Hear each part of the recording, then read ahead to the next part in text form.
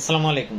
যাদের আপনার পেট ফাঁপার সমস্যা অথবা পেটে গন্ডগোল, আপনি কোনো কিছু খাইলে আপনার হজম হয় না অথবা আপনার পেট ফুলে যায় বা আপনার চুকা চুকা ঢেক ওঠে, সোজা কথায় আপনার পরিপাক শক্তি দুর্বল, এটা কিভাবে সমাধান করতে পারবেন সম্পূর্ণ মেডিসিন ছাড়া?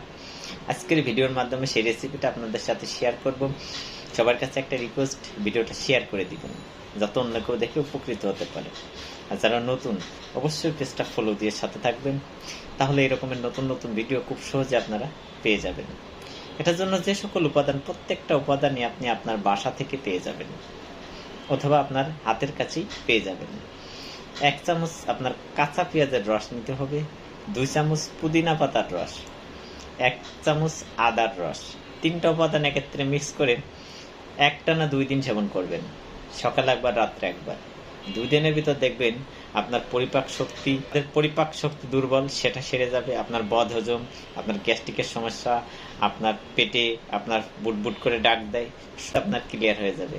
ভিডিওটা শেয়ার করে দিবেন। ভালো থাকবেন, সুস্থ থাকবেন। আপনাদের কোনো মতামত থাকলে অবশ্যই কমেন্ট করে জানিয়ে যাবেন।